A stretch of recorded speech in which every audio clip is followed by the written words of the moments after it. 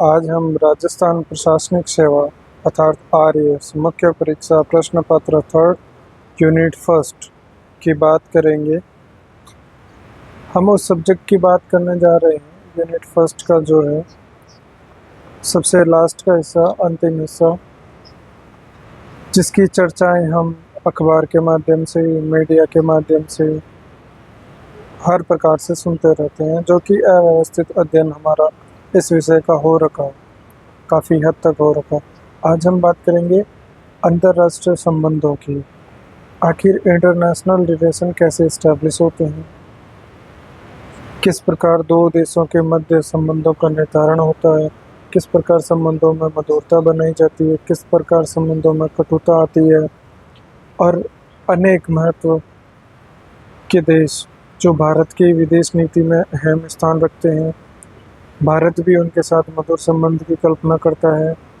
भारत अपने सीमावर्ती निकटवर्ती पड़ोसी देशों के साथ किस प्रकार संबंध स्थापित कर रहा है, समुद्री पड़ोसी देशों के साथ किस प्रकार के संबंध है, भारत देश के एक दूसरे देश के किस प्रकार के संबंध है, आखिर अंतर्राष्ट्रीय संबंधों की शुरुआत कैसे हुई, और हम अंतर्राष्ट्रीय संबंध का अध्ययन करने से पहले इसका कुछ बेसिक जानेंगे।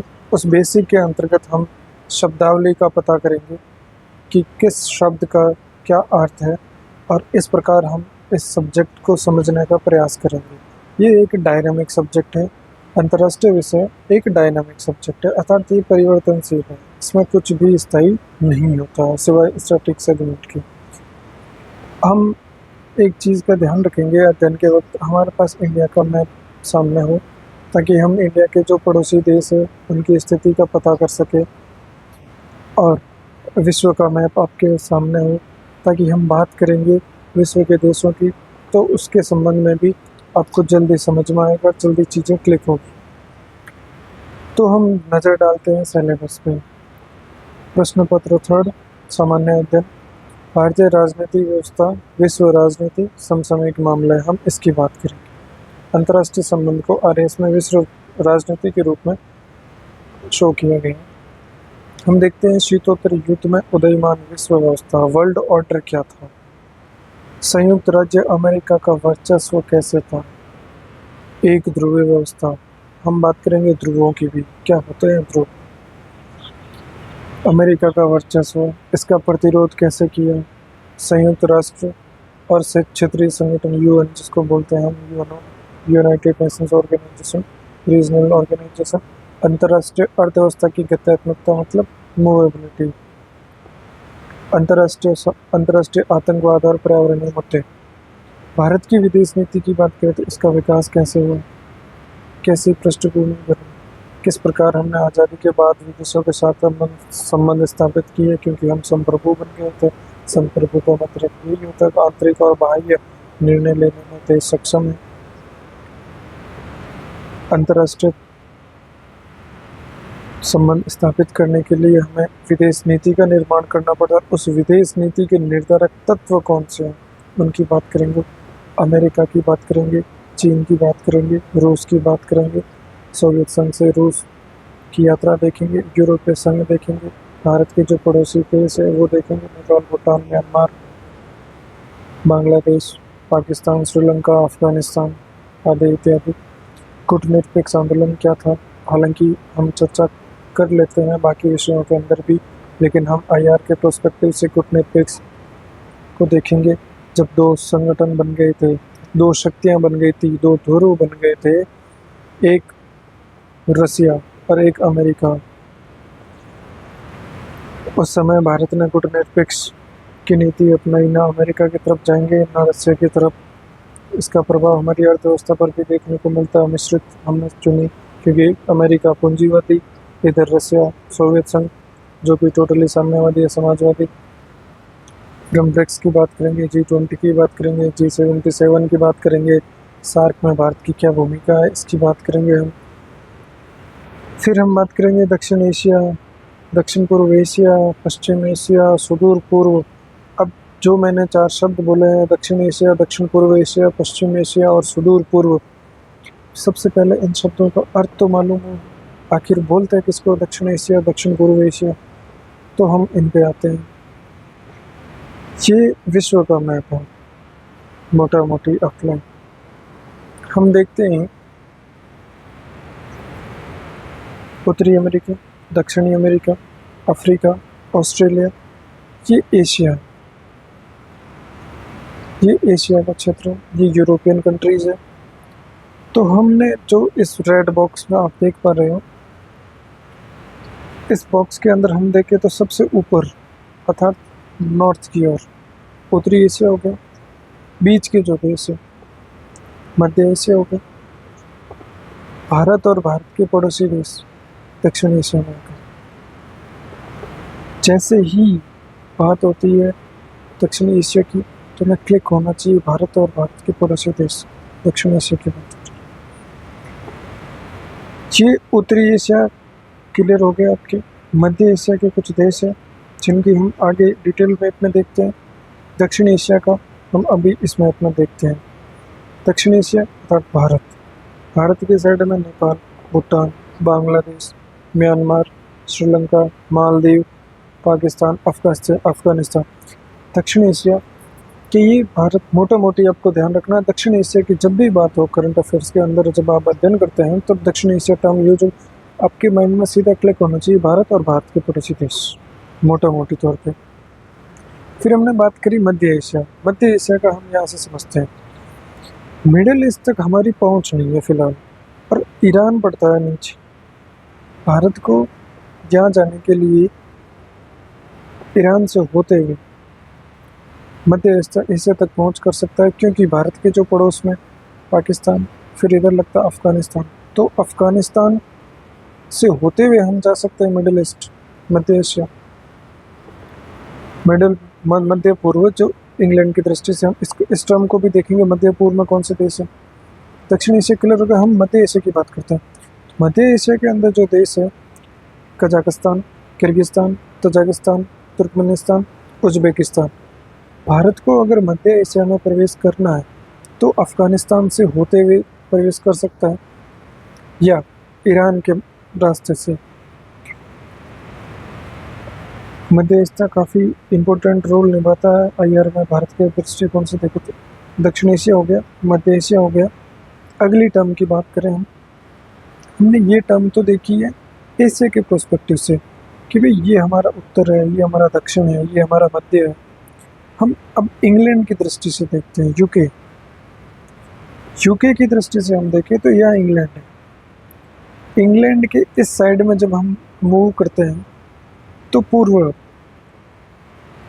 तो हम बात करें अगर मध्य पूर्व की या फिर पश्चिमी एशिया की, हम एशिया का पूर्वी हिस्सा ये है और ये पश्चिमी एशिया।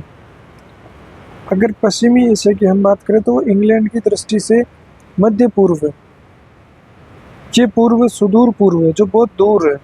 ये वाले देश सुदूर पूर्व में आते हैं, तो इंग्लैंड की दृष्टि से ये एरिया सुदूर पूर्व में आएगा, ये मध्य पूर्व में आएगा। कई बार न्यूज़ में आ जाता है सुदूर पूर्व में ये घटनाएं घटित हुई, तो हमें पता होना चाहिए सुदूर पूर्व है कौन सा, सुदूर पूर्व में क्या क्या आते हैं। पैसिफिक, हम बात करें अगर पैसिफिक ओशन की, तो पैसिफिक ओशन के तटवर्ती जितने भी क्षेत्र है वो सुदूर पूर्व में आएंगे। पैसिफिक ओशन खुद सुदूर पूर्व में आएगा। हम देख लें जापान है, फिलीपींस है, तो ये यूके की दृष्टि से सुदूर पूर्व है। मध्य पूर्व की बात करें तो मध्य पूर्व, यही मध्य पूर्व, जिस मध्य पूर्व की हम बात कर रहे हैं, ये येलो सर्कल, ये मध्य पूर्व। अब हम इसमें कुछ टर्म्स की बात करते हैं। अगर ये हमने देखा दक्षिण एशिया, ये वाला, ये हमने देखा पूर्वी एशिया अर्थात साउथ एशिया और east Asia. South Asia,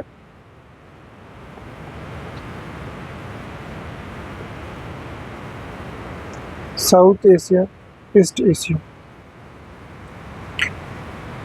south east Asia,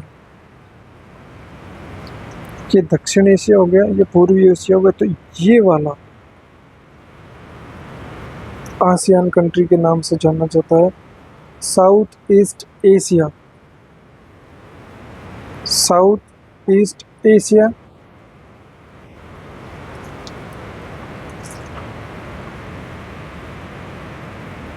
south east Asia के अंतर्गत 10 देश शामिल होते हैं, आसियान कंट्रीज जिनको हम बोलते हैं।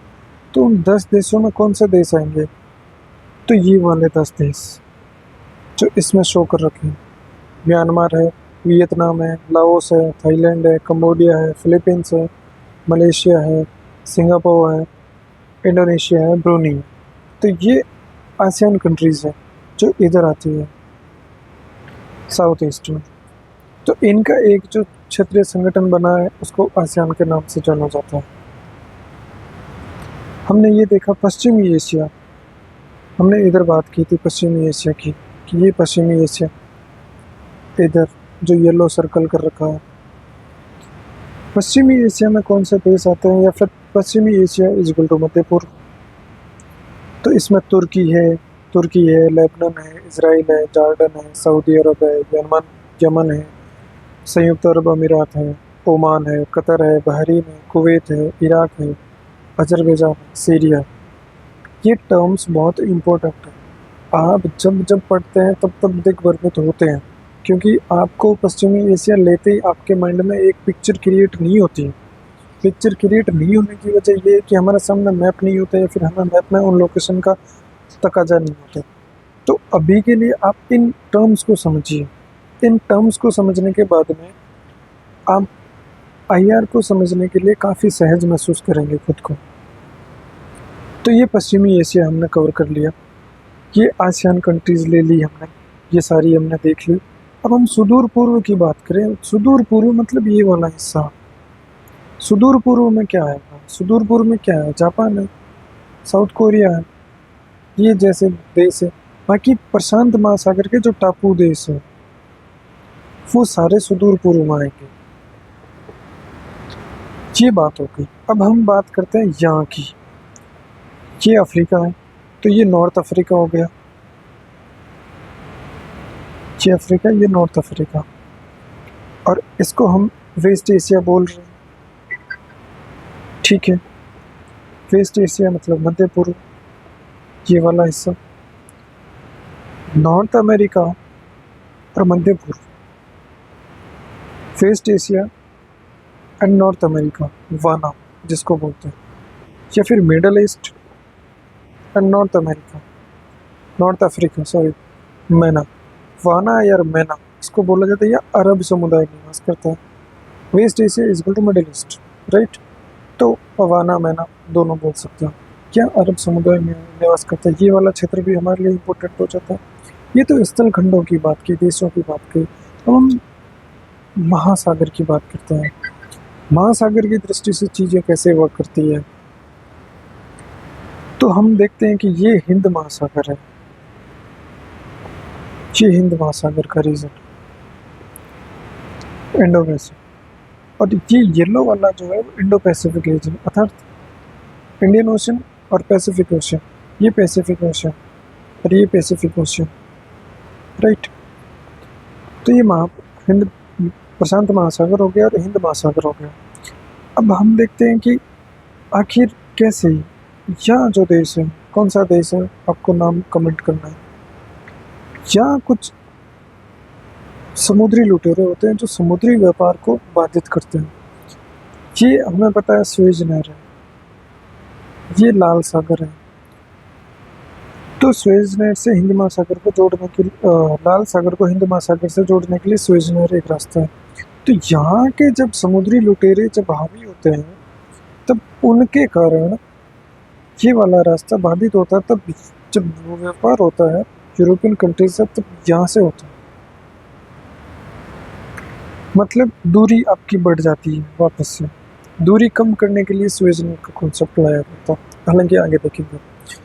तो यहाँ समुद्री लुटेरों का सवाल पैदा हो जाता है। इधर हम देखें पैसिफिक ओशन, और इधर हम देखें पैसिफिक ओशन आ जाता है, और इधर इंडियन ओशन आ जाता है। तो ये दोनों का जो कॉमन रीजन है इंडो पैसिफिक ओशन के नाम से जाना जाता है। हम देखेंगे कि इंडिया ने अभी फिलीपींस को ब्रह्मोस मिसाइल निर्यात की है। क्यों? हम फिलीपींस को क्यों दे रहे हैं? क्या इसमें हमारा क्या हित है? क्या बिजनेस डील है ओनली? नहीं। यहाँ चाइना का प्रकोप बढ़ रहा है इंडो पैसिफिक रीजन, तो चाइना को काउंटर करने के लिए अमेरिका भी इधर बना हुआ है। अमेरिका इसलिए इंडिया के साथ में नहीं है या फिर फिलीपींस वगैरह का, जापान वगैरह के साथ में नहीं है कि हम उसका कुछ विशेष फ़ायदा करवा रहे हैं, लेकिन वो चाइना के पावर, बढ़ता हुआ पावर, एक पावर अमेरिका, दूसरा पावर चाइना है, तो इस पावर को कंट्रोल करने के लिए ये इंडिया के साथ में आ रहा है। इंडिया काउंटर करेगा चाइना को। और कई सारे जब हम देखते हैं ना संधि, समझौते, सम्मेलन, तब हम देखते हैं अमेरिका का इधर झुकाव होता है। क्यों होता है यहाँ के देशों के प्रति? क्योंकि उसको चाइना को काउंटर करना है। चाइना बहुत बड़ा मार्केट, अभी जो युद्ध होते हैं वो टेक्निकल, जैसे वर्ल्ड वॉर हुए फर्स्ट सेकंड, वैसे नहीं है, अभी ट्रेड का है। आप मैन्युफैक्चरिंग स्केल, आप मैन्युफैक्चरिंग करते हो बड़े स्केल पे, आपका प्रोडक्शन सस्ता होता है, फिर चाइना इधर अमेरिका का मार्केट कैप्चर करेगा। जब सेम चीज़ अगर 100 रुपये में अमेरिका बना के दे रहा है, वो 50 रुपये में अगर चाइना बना देगा, तो वो 80 में सप्लाई क्यों नहीं कर सकता? तो भी सारा खेल है मार्केट कैप्चरिंग का। खैर आगे देखेंगे और डिटेल में इस चीज़ को। तो ये वाला सेगमेंट हम देखते हैं, इंडो पैसिफिक काफ़ी बर्निंग इशू रहता है। अब आपको ज्ञात हो गया होगा कि इंडो पैसिफिक क्या है, सुदूर पूर्व क्या है, पश्चिमी एशिया क्या है, पश्चिमी एशिया और मध्य पूर्व एक ही है क्या? तो बिल्कुल पश्चिमी एशिया और मध्य पूर्व एक ही है। आप इसको देखिए, सार्क में कौन से देश, हालांकि ये तो पढ़ते ही होंगे, पर ये आपको पता होगा ना, south east Africa, south east Asia का क्षेत्र कौन सा है, उनका क्षेत्र कौन सा संगठन है, राइट? तो हम इधर देखते हैं, अगर सार्क, हम अपन अगर देखें तो सार्क देख सकते हैं इधर क्षेत्रीय संगठन के तौर पे। तो हमने जो टर्म्स ली थी ना, अब हम देखो, दक्षिण एशिया एकदम क्लियर है, दक्षिण पूर्व एशिया एकदम क्लियर है, पश्चिमी एशिया क्लियर होना चाहिए, सुदूर पूर्व क्लियर है आपको। तो अब आपको समझ में आएगा कि हाँ, ये दक्षिण एशिया का मुद्दा है, ये दक्षिण पूर्व एशिया का मुद्दा है, ये पश्चिम एशिया का मुद्दा है, ये सुदूर पूर्व के भू राजनीतिक और रणनीतिक मुद्दे और उनका भारत पर क्या प्रभाव पड़ता है। अब आपको ये लाइन सिलेबस की टोटल क्लियर हो गई होगी, मैं उम्मीद कर सकता हूँ। तो ये मैंने आपको सिलेबस के कुछ शब्द है, उन शब्दों को से आपको परिचय करवाया है, क्योंकि यह विदेश नीति या कोई बड़ी बात नहीं है। अपने पता है शीत युद्ध क्या था, वर्ल्ड स्ट्रीम पढ़ते ही है, हालांकि अभी सिलेबस में नहीं है। शीत युद्ध क्या था, उसके बाद में वर्ल्ड ऑर्डर कैसे सेट हुआ, अमेरिका का वर्चस्व कैसे रहा, कैसे अमेरिका ने अपनी मनमानी की। तो ये सिलेबस के मुद्दे आपके क्लियर है, ये मुद्दे आपके क्लियर है। ये बहुत से कम स्थान होते हैं जहाँ से आप क्लियर कर सकते हो। तो ये स्टूडेंट की चीज़ें क्लियर नहीं होती तब तक इस पर पकड़ नहीं होती। अब आपके ये चीज़ें क्लियर हो गई है, मैं मान के चल रहा हूँ। सिलेबस की शब्दावली आप परिचित हो गए हो शब्दावली से। अब हमने बेसिक चीज़ें देखी। इंडो पैसिफिक की हम अगर बात करें आज, तो इंडो पैसिफिक में लुटोरे और चीनी सैन्यकरण की जो चीज़ें देखी जाती है, चीनी सैन्यकरण को काउंटर करने के लिए अमेरिका भी भाग के आता है, इंडिया भी भाग के जाता है। तो ये कुछ मामला, इंडो पैसिफिक रीजन क्यों इम्पोर्टेंट है। यहाँ का क्षेत्र है क्वाड, क्वाड में कौन सदस्य? भारत है, ऑस्ट्रेलिया, जापान है, यूएस है। लेकिन अभी भारत को निकालने की कुछ सप्ताह से बात चल रही है, भारत को निकालने की बात हो रही है, फिलीपींस को ऐड करने की बात हो रही है, जिसको स्क्वाड नाम दिए जाने की कुछ ऐसी बातें चल रही हैं।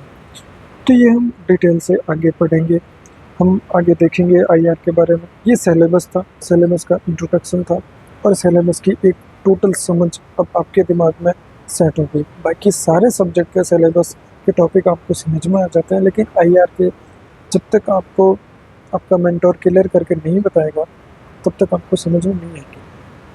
आईआर के बारे में एक लाइन बोली जाती है, when goods cross the border army don't. हम देखते हैं कैसे, पहले आप सोचिए। आज का वीडियो हम इसी पे एंड करते हैं, when goods cross the border army don't. तो आप सोचिए कैसे। आपने आईआर पढ़ी होगी, कुछ मीन्स दे रहे होंगे इस बार, कुछ देखिए। साथ बने रहने के लिए बहुत बहुत धन्यवाद।